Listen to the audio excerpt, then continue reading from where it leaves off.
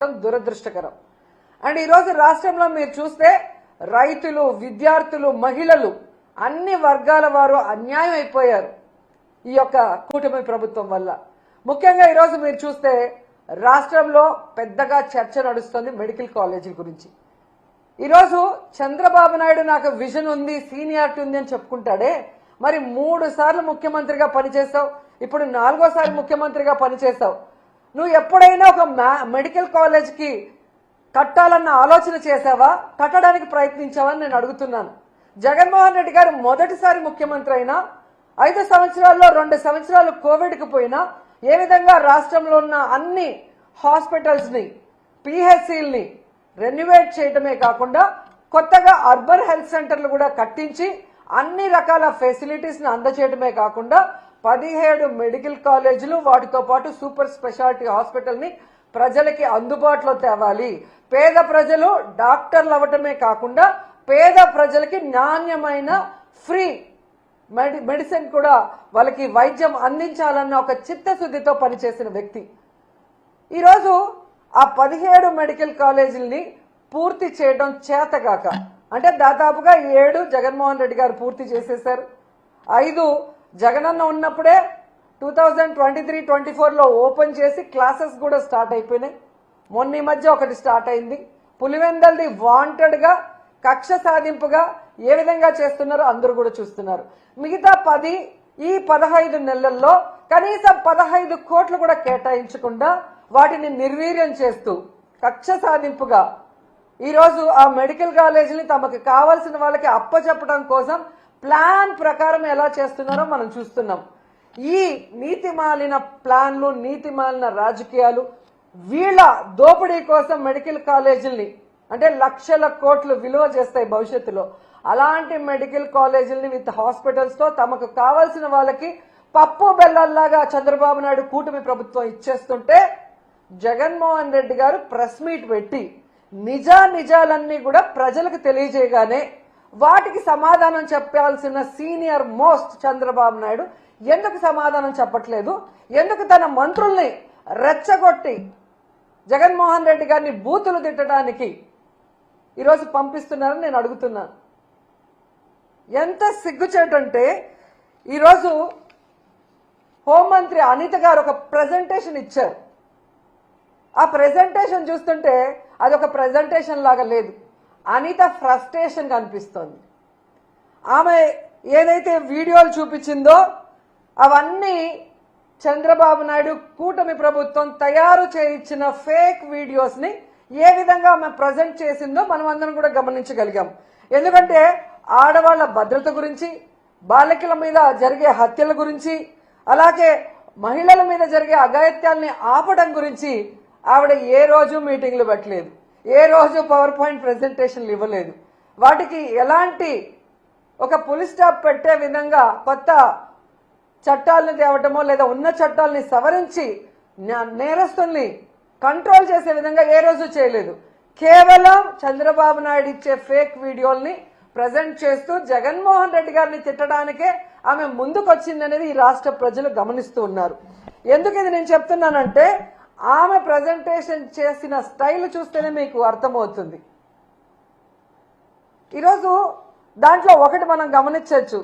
అందరూ ఏమనుకుంటారు, అనిత గారు ప్రెజెంటేషన్ ఇస్తుంది, ఓకే జగన్మోహన్ రెడ్డి గారికి కట్టడం చేత కాలేదు, గతంలో చంద్రబాబు నాయుడు 3 సార్లు ముఖ్యమంత్రి అయ్యాడు కదా, ఎన్ని కాలేజీలు కట్టేశాడో, ఎంత అద్భుతంగా కట్టేశాడో, ఏ విధంగా అవి రన్నింగ్ అవుతున్నాయో చూపిస్తారని అందరూ కూడా ఆ ప్రెజెంటేషన్ చూడటం జరిగింది. కానీ ఆమె చెప్పిన విషయాలు చూస్తే చంద్రబాబు నాయుడు ఒక్క మెడికల్ కాలేజ్ కూడా కట్టలేదు, దానికి ఆలోచన కూడా చేయలేదు.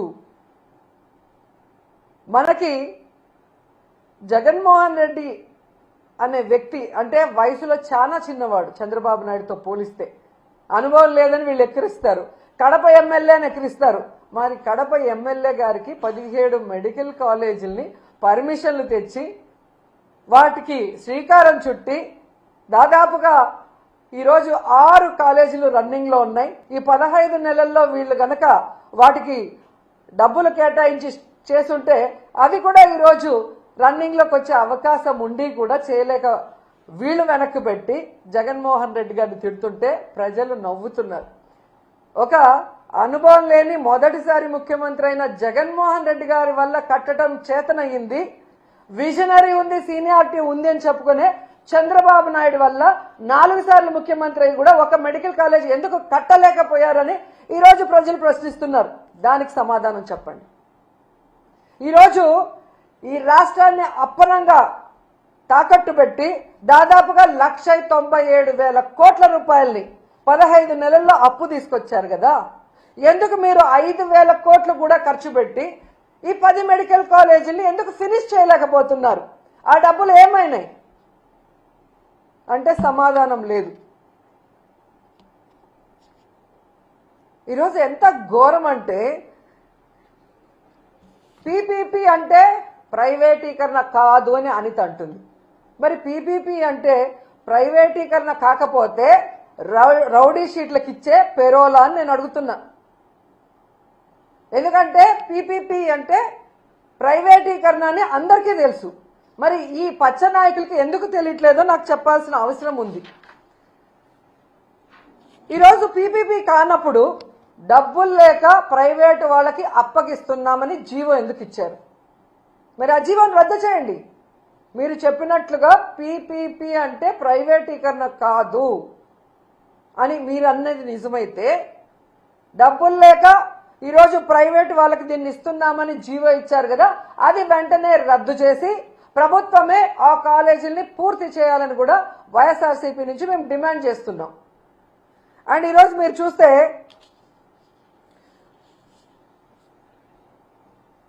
ఈ అనితతో పాటు ఇంకో ఆవిడ తయారైంది, సవిత.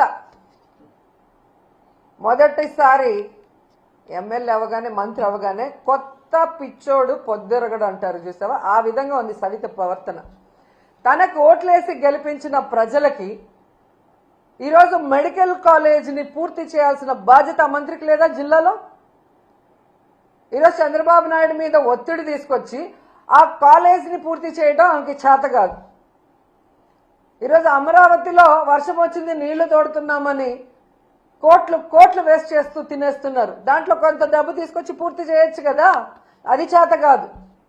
ఈరోజు మీ వెనకబడిన ప్రాంతం అనంతపురంలో పేద ప్రజలకి ఒక నాణ్యమైన వైద్యాన్ని అందించే విధంగా చంద్రబాబు నాయుడు కూడా చేయని ఆలోచన జగన్మోహన్ రెడ్డి గారు చేసి అక్కడ కాలేజీని నిర్మాణం స్టార్ట్ చేస్తే అది పూర్తి చేసుకోకుండా దాన్ని అమ్మకానికి కేబినెట్ లో పెడితే ఎలా సిగ్గు లేకుండా దానికి మద్దతు తెలిపావని సవితను అడుగుతున్నా నేను.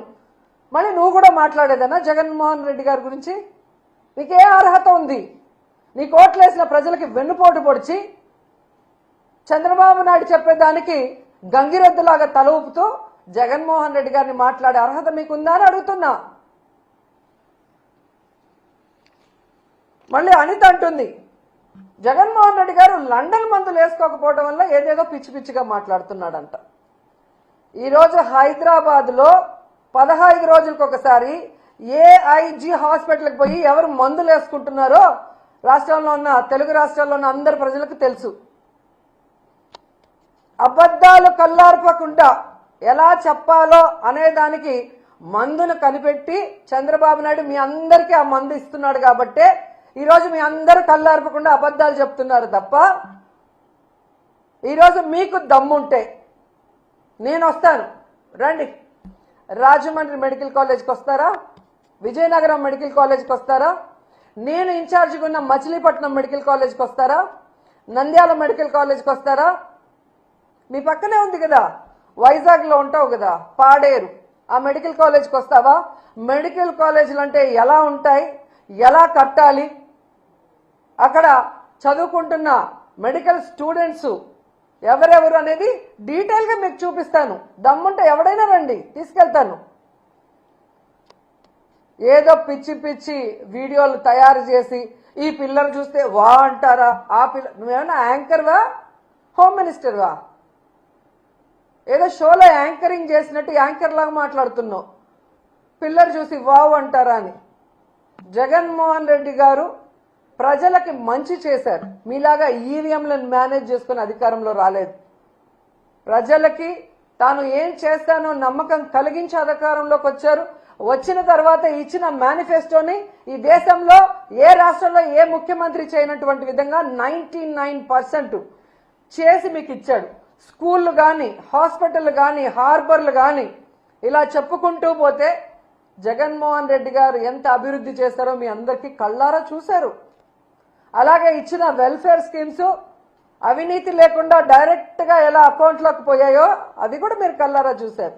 అయినా ఏ విధంగా కళ్ళార్పకుండా అబద్ధాలు చెప్పడానికి మీకైనా ఉండాలి, లేదా మీతో చెప్పించి ఆ చంద్రబాబు నాయుడుకైనా ఉండాలి. ఎందుకంటే ఆయన 4 సార్లు ముఖ్యమంత్రి అయినా ఏ రోజు ఇచ్చిన మేనిఫెస్టోని ప్రజలకు అందుబాటులోకి తీసుకురాడు. ఎవరైనా మాట్లాడితే వాళ్ళకి నాలుక మందం అంటాడు, ఎవరైనా మాట్లాడితే వాళ్ళ మీద తప్పుడు కేసులు పెడతాడు, ఎవరైనా మాట్లాడితే వాళ్ళ ఎమ్మెల్యేలు మంత్రులతో బూతులు మాట్లాడిస్తాడు. అంతే తప్ప ఆనాడు ఎన్టీఆర్ తీసుకొచ్చిన వాటినైనా ఈయన సక్రమంగా ముందుకు తీసుకెళ్లాడా? ఆనాడు రాజశేఖర రెడ్డి గారు తీసుకొచ్చినవైనా సక్రమంగా ముందుకు తీసుకెళ్లాడా? ఆనాడు జగన్మోహన్ రెడ్డి గారు తీసుకొచ్చినవన్నా ఈరోజు ఆయన సక్రమంగా తీసుకొస్తున్నారా?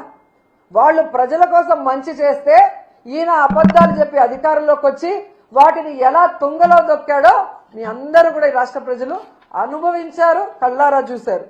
సో వాళ్ళు తెలుసుకోవాల్సింది, ఈరోజు విజన్ ఉంది, విస్తరాకులో కట్టుందని చెప్పుకునే ఈ చంద్రబాబు నాయుడు కనీసం 4 సార్లు ముఖ్యమంత్రి అయి కూడా ఒక్క మెడికల్ కాలేజీని కూడా కట్టలేకుండా జగన్మోహన్ రెడ్డి గారు కట్టి ఓపెన్ చేశారు. ఆల్మోస్ట్ 6, ఒకటి పూర్తయింది పులివెందల్లో, దాన్ని ఓపెన్ చేయొచ్చు. ఇంకా 10-15 నెలల్లో వాటికి కావాల్సిన ఫైనాన్స్ సపోర్ట్ చేసుంటే ఇప్పటికీ క్లాసులు ప్రారంభమై ఉంటాయి. కానీ ఎంత సిగ్గుచేట అంటే మంత్రులు మాట్లాడుతున్నారు. అసలు ఈ మంత్రులకి మెడికల్ కాలేజీలు ఎట్లా పర్మిషన్లు తెచ్చుకుంటారు, ఎలా స్టార్ట్ అవుతాయి, వాటి ప్రొసీజర్ ఏంటి అనేది వీళ్ళకి తెలుసా నేను అడుగుతున్నాను. ఎందుకంటే ఒక మెడికల్ కాలేజీ రావాలి అంటే ముందు ఆసుపత్రి నడపాలి, తర్వాత ఎన్ఎంసి వాళ్ళు వచ్చి దాన్ని పరిశీలించి ఓకే అనుకుంటే పర్మిషన్ ఇస్తారు. పర్మిషన్ వచ్చిన మొదటి ఏడాది అడ్మిషన్లు మొదలవుతాయి. ఆ మొదటి ఏడాదికి అవసరమైన మౌలిక వసతులు రెడీ చేస్తారు.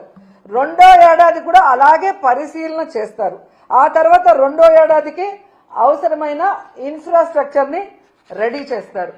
3, 4, 5 సంవత్సరాల వరకు కూడా ప్రతి ఏటా ఇలా పరిశీలన చేసే అన్ని రకాల సదుపాయాలు, ఫ్యాకల్టీలు ఉన్నారా అని పరిశీలన ఉంటుంది. అంటే ఒక మెడికల్ కాలేజ్ పూర్తి స్థాయిలో నడవాలి అంటే దాదాపుగా 7 నుంచి 8 సంవత్సరాలు పడుతుంది. ఎందుకు ఇది చెప్తున్నానంటే మంగళగిరి ఎయిమ్స్ మెడికల్ కాలేజ్ కూడా మొదట విజయవాడలో ఉన్న సిద్ధార్థ కాలేజ్లో రెంట్కున్న బిల్డింగ్లోనే రెంట్కున్నారు. అది పూర్తి స్థాయిలో తయారు కావడానికి, పూర్తి స్థాయిలో క్లాసులు ఈరోజు నిర్వహించడానికి దాదాపుగా 9 సంవత్సరాలు పట్టింది. అంటే ఎలా మెడికల్ కాలేజ్ పర్మిషన్ వస్తాయి, వాటి మౌలిక సదుపాయాలు ఎవ్రీ ఇయర్ ఎలా మనం పెంచుకుంటూ పోవాలి, దాన్ని బట్టి ఏ విధంగా ఆ కాలేజీలు పూర్తి స్థాయి రన్నింగ్లో వస్తాయన్న ఒక కామన్ నాలెడ్జ్ కూడా, జనరల్ నాలెడ్జ్ కూడా లేని వీళ్ళందరికీ మంత్రి పదవులు ఇచ్చారు. వీళ్ళు ఎంతసేపు చంద్రబాబు నాయుడిని, లోకేష్ని మెప్పించడం కోసం, మెహర్బానీ కోసం, ఇలా మంత్రి పదవులు పదిలంగా ఉండడం కోసం సిగ్గు లేకుండా దిగజారుడిగా అబద్ధాలు, నీతిమాలిన మాటలు మాట్లాడుతున్నారు. ఇవి చూసి ప్రజలు అసహించుకుంటున్నారు. ఇలాంటి వాళ్ళక మనం ఓటేసామని. ఎందుకంటే